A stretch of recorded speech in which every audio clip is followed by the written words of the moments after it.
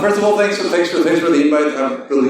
It's a very nice event. I'm really glad to come here to bring something a bit different, very kind of unique topic still for control system security. Just for clarification, yes, I am the Kapellmann. We also have here another name. He won't be here. Unfortunately, he could not make it all the way from the United States, but well, just to clarify, he also basically tailored half this presentation, so it's pretty good to keep his name around. And yeah, well, before jumping into the weeds, I just want to clarify something, which is new malware for industrial control systems. Why is that so special? For those that are already familiar, you might already have a bit of idea of how rare that is. But actually, that is not something that we see so often as different from other types of malware. That is something that has been seen a couple times in history, at the most. And it's actually very complex. It requires a lot of work, probably multidisciplinary teams and everything. So when we receive one of these samples, what happens is basically we drop everything to the floor and we are like, whatever you're doing, forget about it. And for a couple of months, we just started working on this. We have different teams. Someone does analysis. Someone is just looking random keywords. Someone is hunting for it. Basically, we just go everywhere and out of the way, and then you try to figure out what's going on.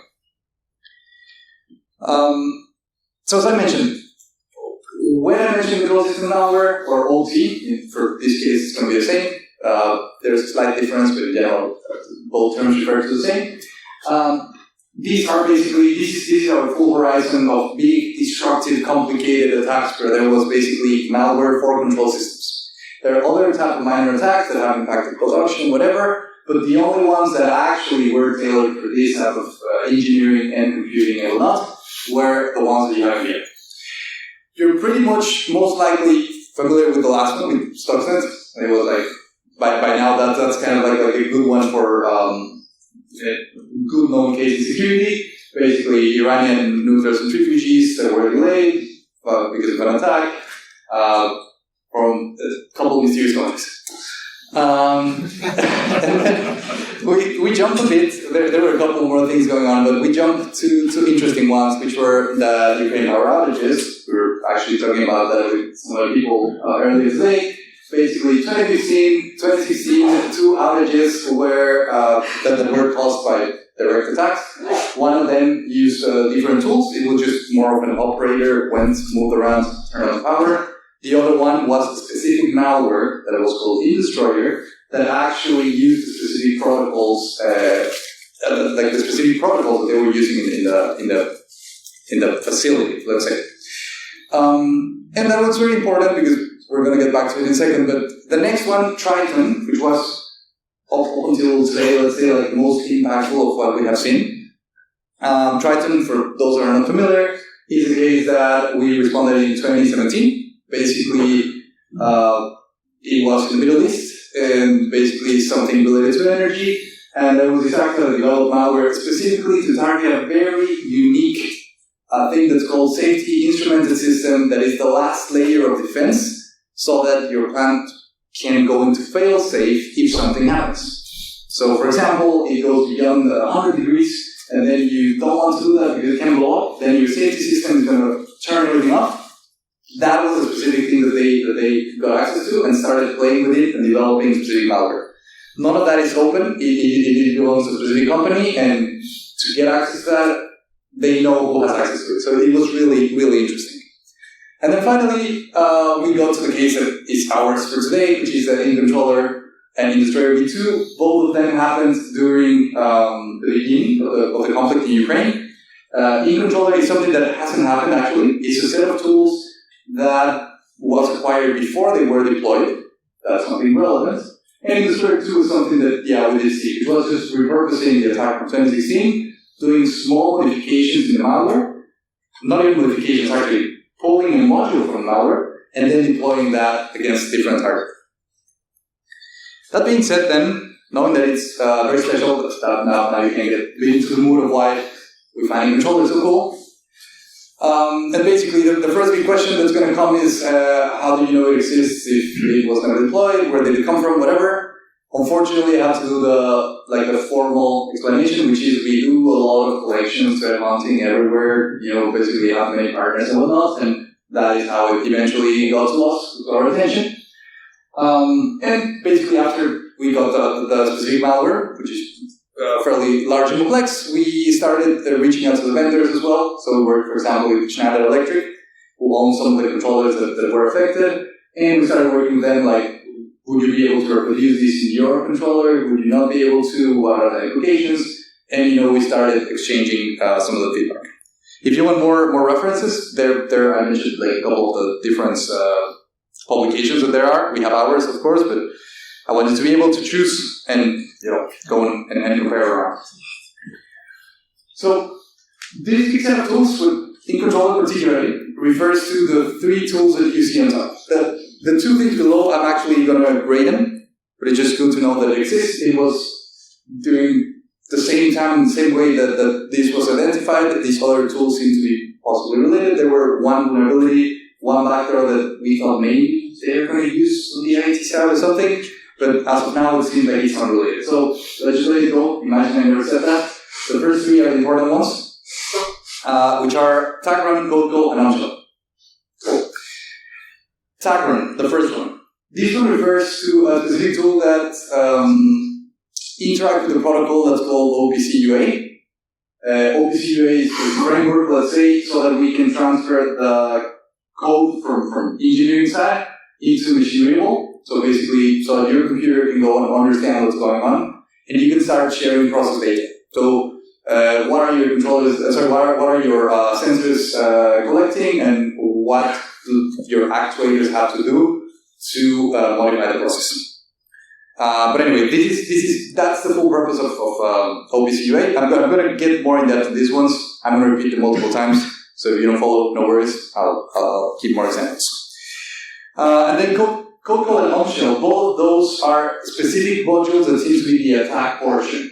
What I mean by this is they focus on specific controllers. One of them from Schneider Electric, the other one from another brand, a Japanese brand that's called Malware. And they go after specific models that they seek to interact with, and they implement multiple different functionalities that they can operate with.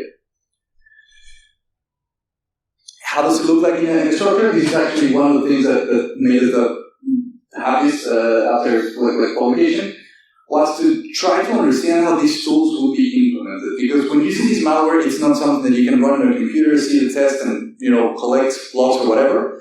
You would need to have a specific test environment where all of these was running in the same situations, with the same firmware, in the same versions, where you can deploy however the actor was going to do, because we haven't. So we just tried to look at the different tools and see how they could be used. And what you can see here is, it's called the Purdue model. The Purdue model, that basically what it shows you is, if you're an industrial organization, this is your world. You see on the top is more like corporate, like basically, the farthest would be internet, like cloud services, whatever. Then you will have like your offices, whatnot, and the lower you go, they are like less clever systems, so to say, so that they have less computing power, and it's going to be a sensor, an actuator, blah, blah. Then you have controllers, supervisory, blah, blah. So the point here is just, when we put that into perspective, we see that tag run, the first of the tools, is something that we would use on the top of the servers, OPC UA servers, that contain data from processes to go and create something physical or generate something, generate a service, and then it seems that it would be more like going up and down, probably like polling to see what assets they have, what information do they have, how does the environment look, how am I going to do this attack.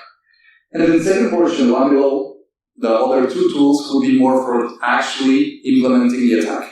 Now that I know what you have, I corroborate it, you have the assets that I want, and I go and modify how your logical controller is working, or logical controller from the different tools. That is a super high level, explanation. I'm going to go tool by tool, but it's just to give an idea on the big picture of how it would look like. And so, before getting into the weeds, no, not my cats yet. So before getting into the weeds, there's a very quick summary of everything that INCONTROLLER means. If these are things that you really need to understand. to follow on what INCONTROLLER means for us. First of all, large and complex code. It is not one single piece of malware that you just run into it, that you just run and see what happens. It is rather a different set of files all over the place that we had to go and try to put up the puzzle, find out what was meaningful, and try to understand what impact could that have on the control system. The second thing is we have the three modules that I mentioned. Tag run that goes for obviously UA, more like higher level communications, then the other two that go for logical controllers. But then if anyone wanted to do an attack with this, they would need to do additional tooling. You cannot just go and run this in a computer. This is something that the actor would have to do a compromised access organization, get to the OPC UA servers, and then probably from there they would be able to do the rest. But without that, it wouldn't be possible, and they can also use it separate. Each of the tools can also be used with whatever malware you want, whatever operation is something that is basically self-standing. Next one is target devices. Basically, I'm going to mention which are the specific target devices, but it is very interesting because when you see them, you're going to be like, probably like, I've never seen one of those, or I've seen many and I don't know which one is which. And that's precisely the point, that it's equipment that can be integrated into a machinery, can be integrated anywhere, and we barely notice it even exists. It's not like someone tells you, hey, here's a printer, and it has this type of PLC, this type of PLC, this sensor, this actuator. Normally, it's like you have a full, you don't know where it is involved. Very likely state sponsor. I'm also going to jump a bit more into that. And finally, the capabilities. Disruption, sabotage, destruction. It depends, because it is something that the actor can actually interact with, and it's not going to depend on the malware itself, but this is rather a tool. It's going to depend on how the actor goes and deploys that in the target environment. So, okay. There are other three things to highlight here in the summary for INCONTROLLER, and it is basically the three dictates of this malware and why it is so relevant. On the first point is it's reusable. It is something that, in the past when you saw something like Stuxnet, it was something that was developed. It's going to target a single organization. There you go. It's burned. You'll never see it again. And if you do, well, it's very weird because everyone should already know. In this case, it's more like tooling that no matter if you know, it doesn't matter if you know how they work. It doesn't matter if you take a look at them. There are actually no signatures really that we could use. So it's basically something that could be reused in different contexts, let's say, similar to in the Destroyer case we saw reused, like 5-6 years in distance from each event. Extensible, we refer basically, it's coded more nicely. It's actually pretty quite friendly. And basically, it allows the developer to add more modules. So differently from other malware that we saw before, that it was more like mingled. In this case, there were the modules. You can add more for having different capabilities for different controllers. And from there, operated, the last thing, refers to the fact that it is not something that you just run once and it happens, but actually it is more like any sort of tooling that you might be familiar with. So actually, when CISA pushed out their first notifications, they made it was not the best analogy, but they were like, it's like a Metasploit, but for control systems. So it wasn't exactly, but it's kind of like that shows a bit the idea.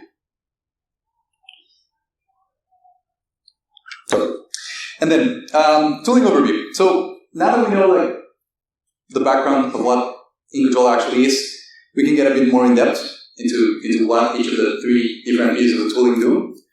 And the first one is tag run.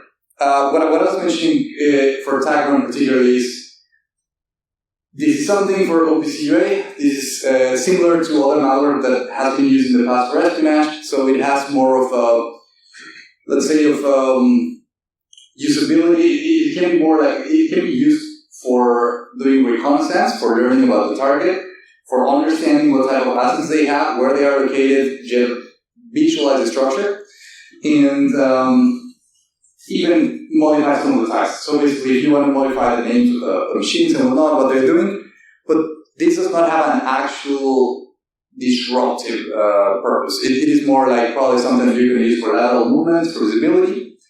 And also, another interesting thing is that it scans for IP addresses. So the point that it's doing some things, I'm going to get back later to why that is so important.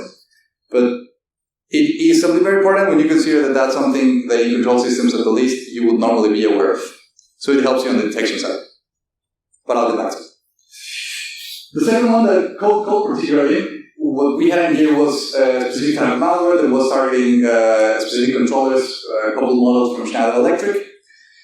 Particularly, it was using Modbus protocol. This one is one of the most popular for control systems. And what it does with Modbus is just go and find any controller that is using Modbus, interact a lone pole, like for response.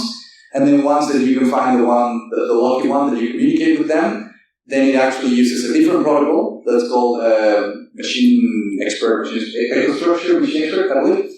And that one is like a protocol specifically from Schneider Electric based on another framework that is called CodeSys, which is like in a ton of different protocols. So basically it's something very specific, but at the same time very feasible to scale to go and target different controllers.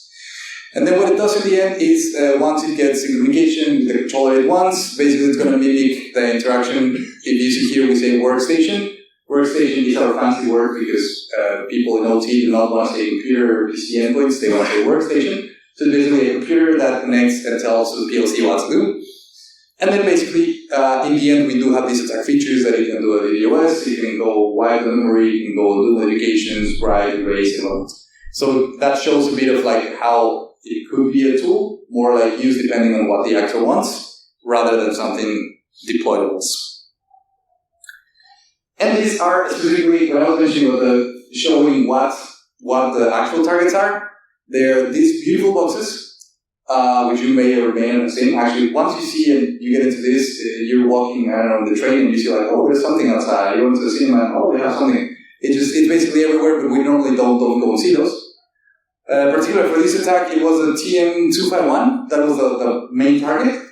But then there were some references to TM221, and even this 258 is actually a mystery because it referred somewhere as it was basically a username that they had some kind of hard coded, but no one really knows why because actually this is an older version of that one. But that has never been a username like anything standard. So anyway, those are the type of things that we're working with Schneider that it's like fairly mysterious.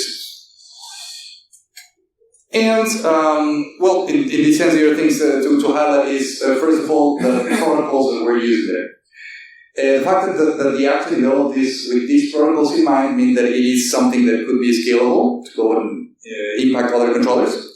And particularly, it is relevant on the Modbus side. It's something that's known to be already, basically, it's not like the most secure. You use it with a lot of different types of controllers, so that's fairly common and it has been used in different types of malware. But CodeSys was one that actually Schneider brought to our attention, that this CodeSys is a very specific framework that is implemented in different protocols. So there is a possibility that the actor could expand this to other type of controllers from different vendors. So instead of explaining CodeSys, I actually did want to add here a bit. What does it do? What does it mean? Even I believe that even CodeSys has a problem defining what they do because it's a lot of things. It's something like a software development and application framework, blah. So basically what you can do is, you can interact with controllers, you can build upon it, it has also like a protocol, it basically a big set of features. And as you can see here, for example, if you went to the lower levels of this chain, you could see that CodeSys could be running in the PLC, it could be running in the workstation, and basically is what's going to tell the actuators and sensors what to do. And as I was mentioning, this is used in many, many different products. So actually, here they're claiming to be millions. I don't know, no one really has accounts, which is the most weird part because since no one has accounts, we can't say yes or no. We just know that it's in a ton from different vendors, different products that have this implemented. And basically now we know that the actor is aware of that and it is trying to use it. So that's fourth protocol, the second one. And then we have this third and last module. This one is OmShell. OmShell is something very interesting as well. There was this brand, Omron, Japanese. It is very different than Schneider Electric in volume, in where it's distributed and whatever, so it's actually quite a mystery how they decided to go for Omron particularly. But first of all, what this piece of the malware does is, first of all, it uses a proprietary protocol that's called fins, but that is only to go and poll for different devices. So it goes and tries to look if the specific devices from a range that they have, NX and J, are available. And then if it finds the devices, then what it does is actually goes very bluntly, HTTP. And then the HTTP communicates with them, it turns on telnet, and then it starts sending instructions. And the same, it has like some tag modules, and it has some that are just like write, erase, access, basically they get full access to the controller. And the other thing is, which I think it's going to be in the next slide anyway, but there is this servo module. What does that mean? Servo is a very particular, very precise kind of motor that, you tell it how quick and how strong do you have to be turning around. Basically like precision motion. But this is actually how it looks like. So, as you can tell, it is very random. I mean, we don't know why they were specifically carrying about R8HD, 1SN, whatever. Actually, there are like 10 or 20 different ones just in this family of servos. So it was very unique that they had to build this full module specifically for that, which makes us think or wonder, were they thinking of targeting a specific organization? Where do they have a lab where that's running? Were they just having fun and they just chose something randomly? Impossible to tell. And those other two, the NX and J, are basically a family of controllers that what they have in common is that they can be accessed via HTTP, which not all of the Omron controllers can do. So that's something that we were also doing some research into, trying to figure out what type of devices it would affect.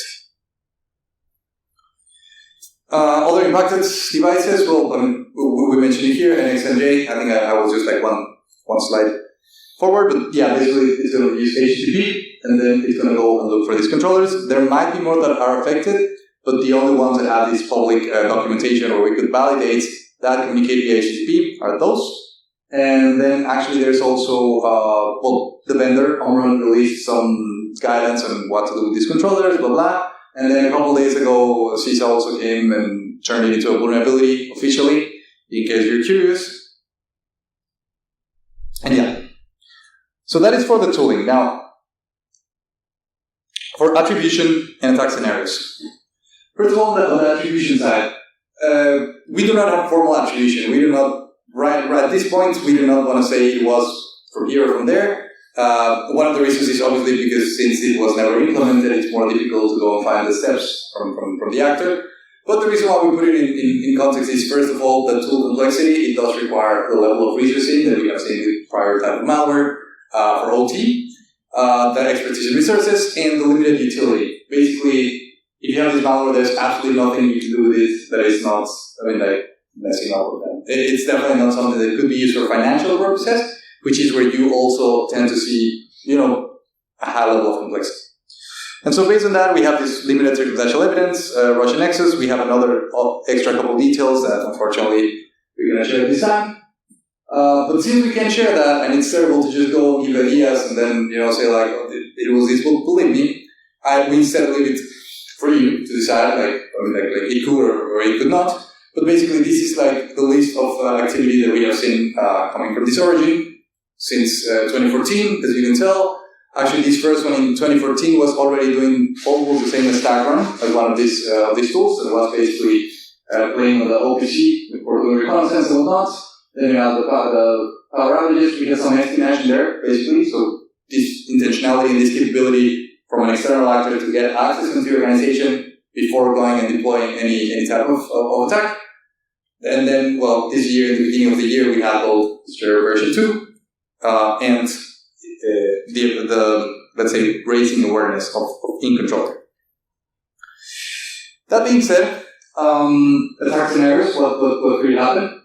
We have 3 specific cases. this is also like super high level, right? It's more like just bear in mind that we just see what Malware can actually do, and then the trick is what it was actually going to do. The first one is disrupt controllers, shutdown operations. What it means is basically if you can use code call and on-shell both them to modify how specific controllers are operating. Basically, you can basically drop DDoS, you can basically, DDoS them, you can basically turn them off, wipe them, whatever, because all those functionalities exist there. And in the end, if you modify how the controllers are working, then you basically can also basically impact the production that they are generating. The second one, sabotage. Basically, this is almost like not my favorite really, because I see it like very specific, but it's almost like a supply chain type of attack. Basically, where you modify some of the parameters in such a slight way that the end product looks different, but you keep on thinking that your production is the same, which would be similar to what happened in Stuxnet. That basically centrifuges were spinning at a different speed. No one was able to tell; they couldn't see it, but it was slightly different. So it would be something like that to sabotage the process. And then finally, disable any controllers. Basically, but there are some in this range from NX and J that can support some safety features. So the thing basically, you can modify the process of how the controllers are working and try to force it into unsafe states. Those are always the options. But yeah, it will be kind of similar to Trident case. And for all of this, just to give again this view, there's Zafra, which is like you connect from this external piece that looks into the assets, looks what the hell is going on, and then it's able to communicate and try to push the other two pieces of malware. And so from here, just I have two things. First of all, the mitigation just generally, just because it's a good practice. The first thing that we're recommending, I mean, it is kind of very tricky, and we always get the question of how am I going to detect this? It's super tricky, we don't have signatures, whatnot. All of that is true, but basically, so what we tried is to give some more like high-level recommendations that might help to strengthen on the OT security side. And the first one, and also particularly INCONTROLLER, right?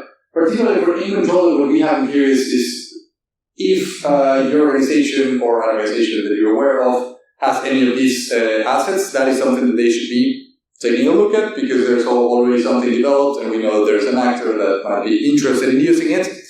And then, of course, apply any vendor recommendations and whatnot.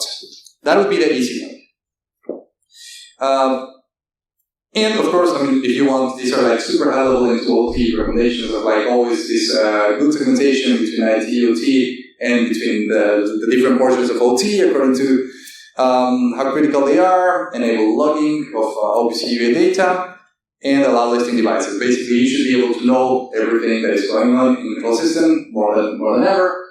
And actually, I include all at least the recommendations there, because basically there are multiple. So it's more something like if you're interested, if it's gonna help you, I definitely recommend it instead of going through all of that, because we wanted to instead go through something that we consider a bit more fun than the actual just general mitigation, which is a bit of the threat hunting and detections. Just one fact that I always clarify, this snake is really from one of our peers that wanted researching into this, so I decided to make it stellar for this presentation. So the first thing that if you want to go and hunt and look for something like INCONTROLLER, considering that there are no signatures, considering that it's complex, that it's weird, basically that it's not the traditional type of hunting we do, there are a couple of things that we have to consider. First of all, the different capabilities of the tools. So it is not that you can go and search for one specific behavior and define that the tool exists in there, but you rather need to go and look for a bigger list of capabilities that should not be within the range of what you accept or you're used to in your control system. The second one is that it could be located, it could be used in different locations. So when people look at this, oftentimes they ask like, hey, where am I supposed to look for INCONTROLLER? Like, where is it going to be? So like a full organization, where in my network am I going to find that? And that is again a tricky question, because the beginning of the attack, you're going to probably see it as something like some espionage beginning type of access. then you're probably going to look tag run at the level of your supervisory OPC UA and whatnot. And then code call and on run will be all the time taking place close to the actual assets, to the actual controllers, if you're ever to see that. Hopefully not. The third one is the large complex written in Python. That's actually something that I highlight, and we're going to have a slide particularly for clarifying that. But to give a spoiler, Python it's not something that you see all the time. It sounds very obvious in here. You would be like, why would I be suspicious? But when you consider it in a production environment, for example, if you're in a nuclear facility, no one's going to be running anything in Python unless it is previously known. So most likely you will know that they are using it. So if you see that anyone is doing any suspicious behavior, particularly Python scripts, chances are that either you, normally in a facility, you would go and reach out to be like, hey, you know, who's doing it? Oh, well, Ben had access to here. Okay, hey, Ben, are you using it? Then that is what you would be validating. And then, the attacker is most likely going to modify the tool. So even if you look at those, even if we give all the code, everything in the backend, it's not really going to help because it hasn't been deployed, and it can be deployed in different ways. So what to do? We have that on the behavior-based. Like what I was mentioning, there's a lot that we do in terms of like the baselines, like particularly for OT. Because you kind of can define and know what's going to happen in your environment. You know what you expect in terms of production in general, with some exceptions, and that should be able to give you some baseline. The second thing is focusing on key systems. In this case, for example, would be the specific assets that we have in controller. But it just means basically that when you go and look into your production and you say, what do you need for the production to keep on running? Those are the specific places where you should be taking a look into what to do. And finally, ensure collections for embedded devices. Most often, when you see the type of devices that I was showing those boxes, oftentimes it's not so easy to collect the data. So actually, a typical question is, how do you do asset inventory? How do you go about collecting like your inventory of assets and then matching with vulnerabilities and then doing that and that? It is not possible. There's absolutely no tool that can do that. There are some that can do already a ton for big known companies and whatever, but it's not. There is nothing that can really know everything that happens in your industrial controls. So oftentimes they do it even manually. You go and you basically look at the box and define, basically like what they are. So to approach this kind of like in a bit more systematic way, basically because we are aware that it's on like high-level recommendations. What we decided to do is use this framework. It's something we pushed, I think last year. That is early this year. That is basically like a framework for embedded OT systems. Basically, what we realized is that a lot of the time, well, not a lot of times, there are a few, but whenever there has been an incident response that you have to look at these type of boxes, most often no one really knows how to interact with them. No one really knows what they look like. No one ever knows where they are. So what we try to do is to recommend this set of steps, which I'm not showing all of them, but I'm showing the one relevant for now. That it was basically like mapping all the different assets that you have particularly, and there are a couple of things. The first one is the asset itself, where it is. Normally you have to have like a tag number, you have a name, whatever, where it's located, what's the plans, whatnot. Second one is the data. What data might be useful for you? So in this case, for example, getting the OPC logs might be very, very particular, whereas you might want different type of logging for any PLCs. And then third is tools and methods. Tools and methods, in this case, in all of them, I think it's like Sysmon and Yaras Nord, just because it's basically cheap and it's good, and we use it for reconnaissance, for detections. Sorry, my brain, for detections. And then the other one, when we refer to the specific software, is because each time you use an OMRUN, each time you use basically whatever of these controllers, you might be using different types of software to interact with them. So it's not like there's like a single way. You can have multiple different tools, open source, developed by yourself, developed by your organization. Sometimes you actually have to approach the vendors and they have specific tooling that they use. Because as I recall, it's not so easy as just having everything in one single console. You actually go and need to understand each of the devices. And so, with this we get like to a final set of recommendations for particular hunting. This first one is what I was mentioning, particularly Python. If you are to ever see it, what we're suggesting, for example, what you're going to see there's a snort rule below.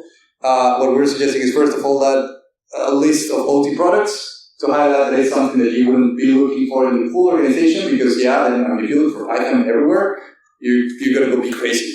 But basically, if you have your set of OT products wherever it should be seen, and then you go and look, for example, anything that might be trying to reach out to any Python sites, that might be an interesting way. There might be many more, but we want to give some examples.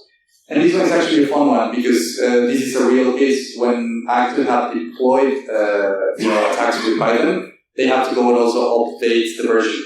So they actually call for updated version, and then you go and do the attack. So that's like kind of how we call it, like kind of like setting these wire traps. I think that was the concept. So that we can see whenever the attacker is being kind of like making a lot of noise. The second one for tag run, basically in this case the first thing to highlight is you're going to see that again. Here the logs look quite different. They are not again Windows logging.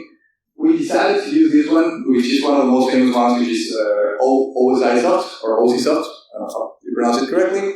But basically, you're going to see that if you want to go and start working this type of logging and start trying to understand what's going in there, you definitely have to work with the engineers and the people that actually are in the field that understand these cases, so that you can go look for those behaviors. Same for here. Just this one, we are focusing on the ICP. So basically, the specific ping sweeps that it was doing.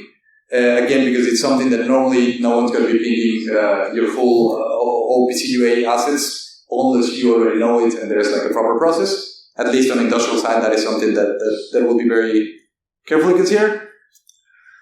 The third one is Copel. The same.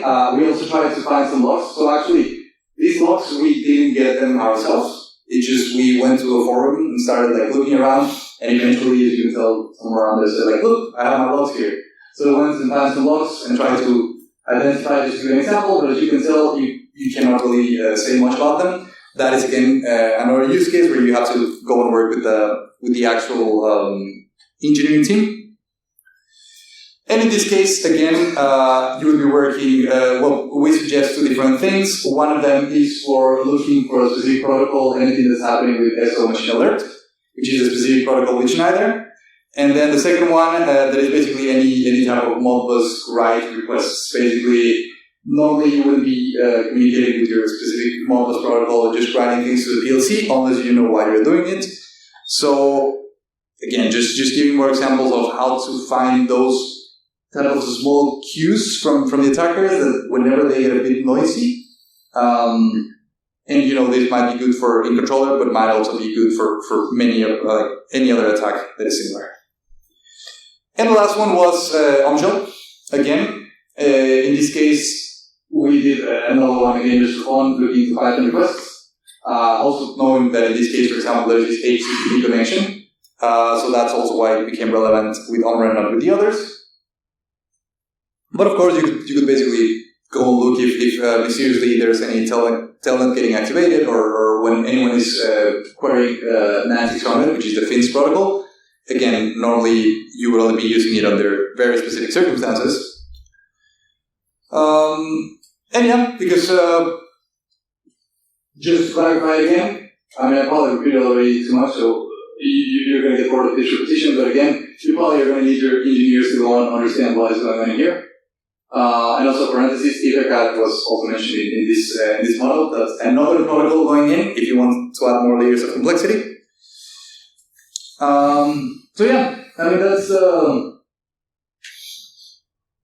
That's what I have for now. Basically, the summary is, INCONTROLLER is out there. Something very interesting. I hope you found it useful for your organizations, for people you know, and if not, just for general awareness of how OT malware looks like, what it is, and whatnot. And if you have any reason to consider that INCONTROLLER is going to be a risk for you, or that you have a sample where you want to hunt for it and go and look for it, feel free to reach out. But as you can tell, we have some ideas more of how you can go and implement these detections and how to try to find whenever an actor gets clumsy, particularly for OT. And That's all. Thank you.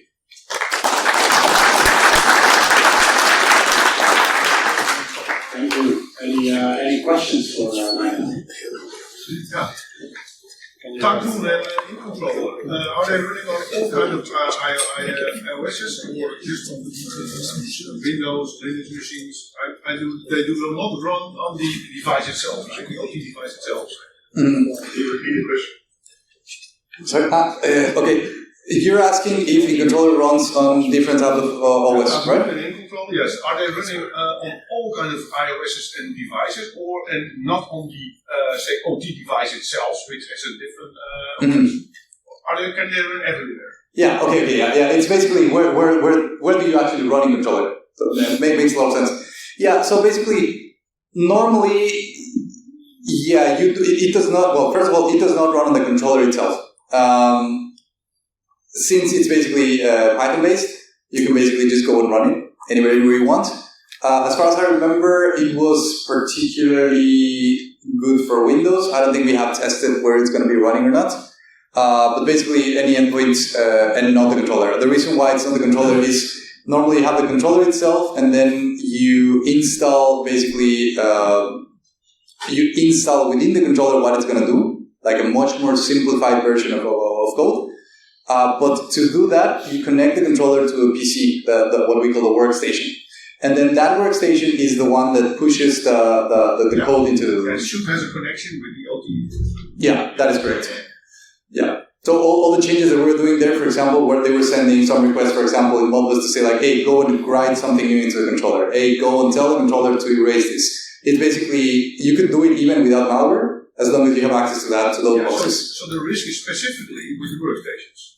Because they are connected to the devices. Yeah, and since you're mentioning that, that's something very interesting from our side, the team, Mandy at Google. One of the things we push always for OTs, and it's kind of like relatively newish. We've been pushing a concept that we call the intermediary systems. And it was because most people, like a couple of years ago, OT and IT was even more split. And OT people would say, I just care about the controller. If you put a computer in front of me, I don't care, not a problem, you go and do it. And we started saying, well, like, hey, no, that computer is the one that sits in the middle of your controllers. So if an attacker is going to do something, I'm pretty sure it's not going to go and inject anything into your controller, but rather go through your computer. So yeah, that's how we call it intermediate systems, and yeah, that's how you get to them. In all the cases of OT, actually. So. Were you able to map some behavior? Were you able to map some behavior of this malware to the attack framework to see behavior of some actors?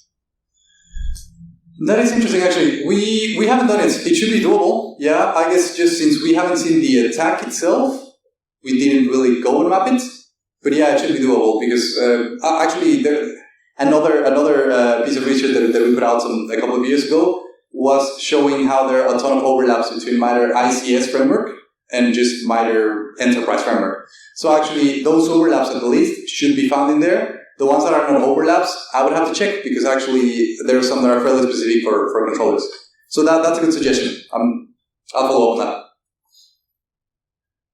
Well, going back to the beginning of your presentation, you mentioned the driver that you dismissed as not being relevant. Dragos in their webinar said that their driver is a very vulnerable driver and can be used to inject another driver which can be used for privilege escalation. Mm-hmm. So that they take a very different view on that driver. Yeah, the big difference in there is that yes, that is something that you could use as well as the backdoor. Actually, they're both very interesting, but the difference is that since particular, I don't want to say it like that, but the perspective from the author in this case is I only care about OT. The perspective from a Mandiant authorship is we see that in all the APTs, the same level of complexity. So the same type of malware that we saw in those two particular cases, we see it with all the APTs. So to consider those particularly risky would be very tricky when there is no particular connection with the actual control system.